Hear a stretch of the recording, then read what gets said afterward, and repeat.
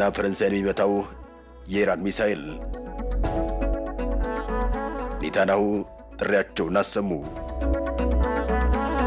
የኢራንና አሜሪካ ፍጥጫ እንደተካረረ ነው። ኔታንያሁን አውሮፓውያን ጥሪ አቅርበዋል።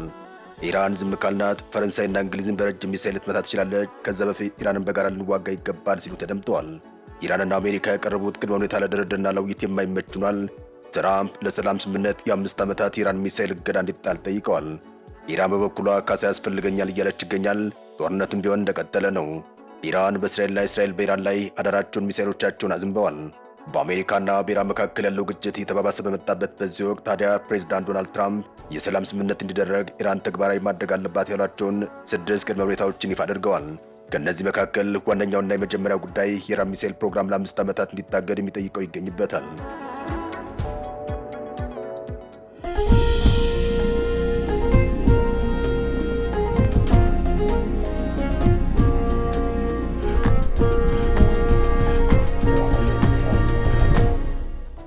ፕሬዝዳንት ትራምፕ በአሁኑ ወቅት እያቀረቡ ያሉትን የኮሮባን ወይም ደግሞ የተኩስ አቁም ጥሪን ውድቅ አድርገዋል።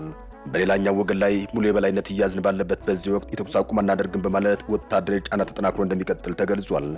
የትራምፕ አስተዳደር ያቀረባቸው ዋና ዋና ጥያቄዎች እንደሚከተሉት ይጠቀሳሉ። ከእነዚህ መካከል የኢራን ሚሳኤል ሙከራና ልማት ለ5 ዓመታት እንዲቆም፣ ሁለተኛው ናታንዝ፣ ኢስፋርና ፎርዶ የተባሉ የኒውክሌር ማበልጸጊያ ተቋማት ሙሉ በሙሉ እንዲፈርሱ፣ ሶስተኛው ቁልፍ የሆነውን የነዳጅ ማጓጓዣ መስመር የሆርሙዝ ሰርጥ በድጋሚ ክፍት እንዲሆን፣ አራተኛ ኢራን በሊባኖስ ለሚገኘው ሂዝቦላ፣ በየመን ለሚገኙ ሁቲዎችና በጋዛ ለሚገኘው ሐማስ የምታደርገውን የገንዘብና የጦር መሳሪያ ድጋፍ እንድታቆም ጠይቃለች። ኢራን በበኩሏ ውጊያ ሳይቆም ምንም አይነት ድርድር አንጀምርም ስትል አቋሟን ገልጻለች። የኢራን የፓርላማ አፈ ጉባኤ የሆኑት መሐመድ ቃሊባፍ እንደተናገሩት አሜሪካ ወይም እስራኤል በኢራን መሰረተ ልማቶች ላይ ጥቃት ካደረሱ በመላው ቀጠና የሚገኙ የንግድ ተቋማት ላይ የማይመለስ ውድመት እናደርሳለን ሲሉ አስጠንቅቀዋል። ከዚህ በተጨማሪም የኢራን መንግስት በሆርሙዝ ሰርጥ ለሚያልፉ መርከቦች እስከ $2 ሚሊዮን ክፍያ እያስከፈለ መሆኑ ተገልጿል።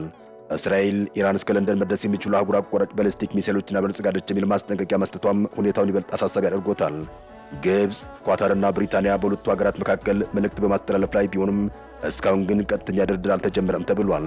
ቱርክ ሀገራቱን ለማሸማገል ጥረት እያደረገች ይገኛል። ዶናልድ ትራምፕም ጦርነቱን የጀመርኩት ግለሰቦች ገፋፍተውኝ ነው ማለታቸው እያነጋገረ ይገኛል።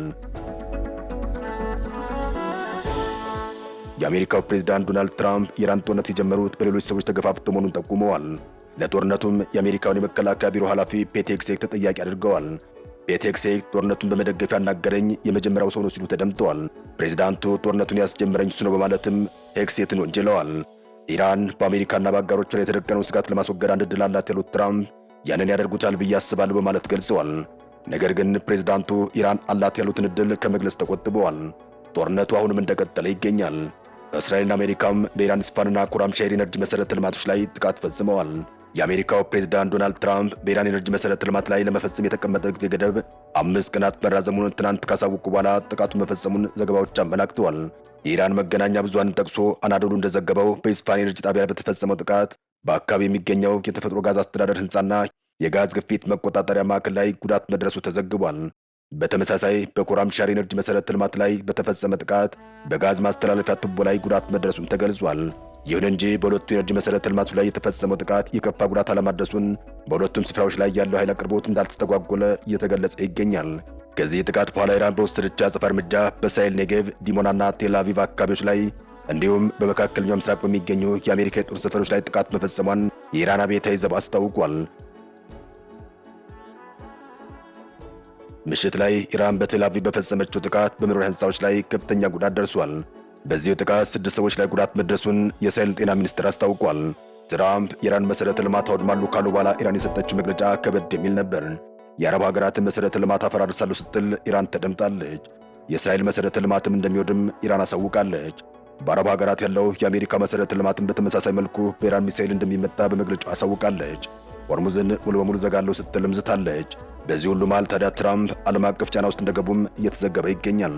በዓለም አቀፍ ገበያ ነዳጅ ዋጋ ሲያሻቅብ ጫና የበረታባቸው ፕሬዝዳንት ትራምፕ የሆርሙዝ ሰርጥ ካልተከፈተው አሜሪካ ከትልቁ በመጀመር የኢራንን የተለያዩ ኃይል መሰረተ ልማቶች እንደምታወድም ያስጠነቀቁት ባለፈው እሁድ ነበር። ዲደብሊው እንደዘገበው ኢራን ትራምፕ ያሉትን አሜሪካ ካደረገችው በዩናይትድ ስቴትስና በእስራኤል ኃይል የኢንፎርሜሽንና ቴክኖሎጂ የውሃ ማጣሪያ መሰረተ ልማቶች እንደምታጠቃ አስጠንቅቃለች። ከዚህ በተጨማሪም የኢራን ጦር ትራምፕ እንደዛቱት ጥቃት ከተፈጸመ የሆርሙዝ ሰርጥ ሙሉ በሙሉ ይዘጋል፣ የወደሙ የኃይል መሰረተ ልማቶቻችን ተመልሰው ሲገነቡ አይከፈትም በማለት አስጠንቅቋል። የኢራን የምድር ኃይል በትናንትናው ዕለት ማለትም ሰኞ ዕለት ለዩናይትድ ስቴትስ ጦር ሰፈሮች ኤሌክትሪክ የሚያቀርቡ የቀጠናው ሀገራት የኃይል መሰረተ ልማቶች እንዲሁም የአሜሪካን የባለቤትነት ድርሻ ያለባቸውን የኢኮኖሚ የኢንዱስትሪና የኤነርጂ መሰረተ ልማቶችን ኢላማ እንደሚሆኑ በአገሪቱ ቴሌቪዥን በኩል ተጨማሪ ማስጠንቀቂያ ሰጥቷል። የምዕራብ እስያ ጉዳዮች ተመራማሪ የሆኑት ዶክተር አፍርስካን እንደገለጹት በኢራን የሚሰነዘር ማንኛውም የምዕራባውያን ሴራ መክኖ ቀርቷል። ኢራን ላለፉት 4 አስርት ዓመታት ሊሰነዘርባት የሚችለውን ማንኛውም ጥቃት ለመመከት የሚያስችል ዘመናዊና ስልታዊ ዝግጅት ስታደርግ መቆየቷን አሁን ላይ በወታደራዊ ረገድ የማይደፈር አቅም ላይ መገኘቷን ለስፑትኒክስ አብራርተዋል። የአሜሪካ ዋና ፍላጎት ኢራን ያለምንም ቅድመ ሁኔታ እጅ እንድትሰጥ ማድረግ ቢሆንም የምኞታቸው ግን ከእውነታ የራቀ መሆኑን ተመራማሪው ይገልጻሉ።